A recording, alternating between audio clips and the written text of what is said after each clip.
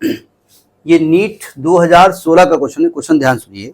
लिखा है 3 liquids of densities ρ1, ρ2 and ρ3 with ρ1 is greater than ρ2 is greater than ρ3 having the same value of surface tension T rises to the same height in 3 identical capillary। जब identical capillary कहा गया तो इसका मतलब capillary की radius भी same है।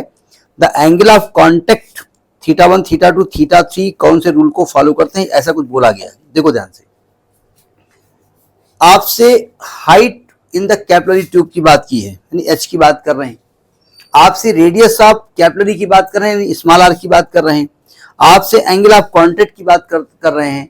तो height rises in the capillary in terms of angle of contact का फॉर्मूला क्या होता है? एच बराबर क्या पढ़ा आपने?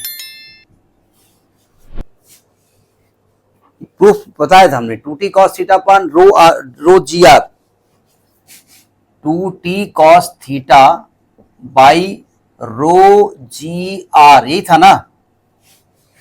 आर आप कैपिटल लिखो, स्मॉल आर लिखो, मैं स्मॉल आर लिखता हूँ। Capital R radius of curvature कभी हो जाता है तो मैं स्मॉल आर लिख देता हूँ, कोई दिक्कत, ठीक है। अब आपसे क्या रहा है? कह रहा है कैपिलरी सेम है, यानी आर सेम है, ठीक, टी सेम है, और H1, H2, H3 की बात कर रहे हैं। क्या कह रहे हैं? नहीं, क्या क्या सेम है?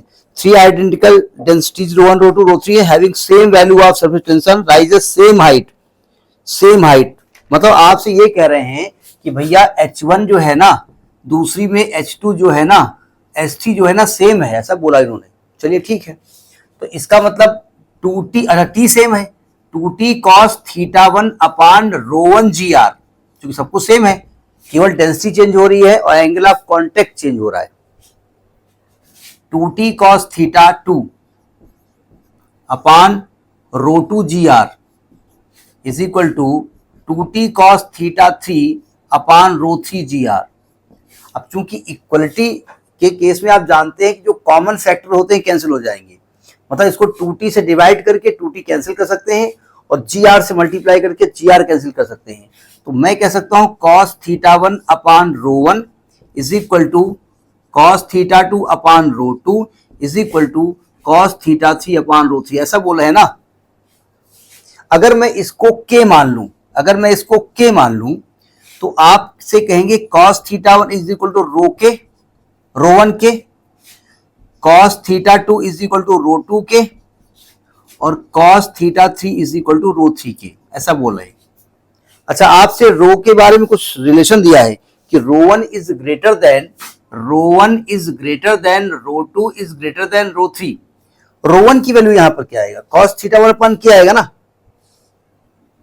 यानी आपसे कह रहे हैं cos θ1 upon k is greater than cos θ2 upon k is greater than cos θ3 upon k से डिवाइड कर दो, सबको मल्टीप्लाई कर दो या कैंसिल कर दो, तो cos θ1 is greater than cos θ2 is greater than cos θ3। यहां तक बात समझ आ गई?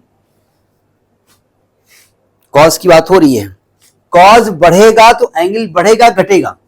भाई cos θ1 बड़ा है ना, cos θ2 उससे छोटा है, तो अगर cos θ1 cos θ2 से बड़ा है तो θ1 θ2 बड़ा होगा छोटा होगा, क्या रिलेशन होगा? मतलब cos में अगर वैल्यू बढ़ रही है, वैल्यू घट रही है, ये बड़ी वैल्यू है, वैल्यू घट रही है तो एंगल भी घटेगा कि एंगल भी बढ़ेगा? आप ये बताइए। आप नहीं मालूम?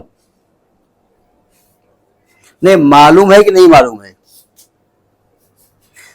ये वैल्यू घट रही है ना, ये बड़ी से छोटी वैल्यू घट रही है तो एंगल घट रहा है कि एंगल बढ़ रहा है? एंगल बढ़ रहा है। क्यों? क्योंकि हमने एक कॉन्सेप्ट पढ़ा है, cos 0 डिग्री की वैल्यू 1 होती है ना, cos 90 डिग्री वैल्यू 0 होती है। तो देखो वैल्यू बढ़ रही है और एंगल बढ़ रहा है, वैल्यू घट रही है, मतलब एंगल बढ़ता है तो वैल्यू घटती है। तो क्या मैं कह सकता हूं कि यहां पर θ1 θ2 में बड़ा कौन है? तो आप कहेंगे θ1 सबसे छोटा होगा, उससे बड़ा θ2 होगा, उससे बड़ा θ3 होगा। नहीं समझे? पहली बात ये समझ में आ गई बात, ठीक है। और आप जानते हैं कि एंगल ऑफ कॉन्टेक्ट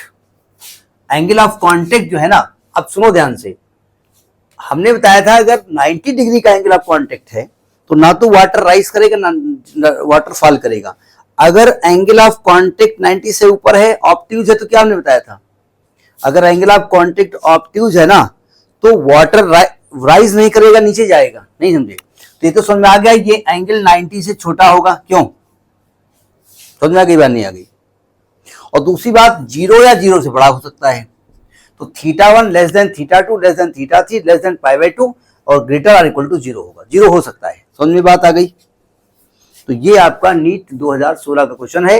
वो दो चीजें आपसे जानना चाहते थे कि आपको रेडियस ऑफ ट्यूब और एंगल ऑफ कांटेक्ट के टर्म में height rise in the capillary मालूम है नहीं मालूम है, और आपको ये मालूम है कि अगर एंगल ऑफ कांटेक्ट 90 से बराबर या ज्यादा हो जाएगा तो वाटर राइज नहीं करेगा, वो नीचे कैपिलरी में नीचे आ जाता है। जैसे हमने बताया था कि मरकरी का एंगल ऑफ कांटेक्ट ऑब्ट्यूज होता है, 90 से बड़ा होता है, इसलिए वाटर राइज नहीं करता, नीचे आता। समझ में आई बात? नहीं आई? तो ये आपका नीट 2016 का है, नोट करिए।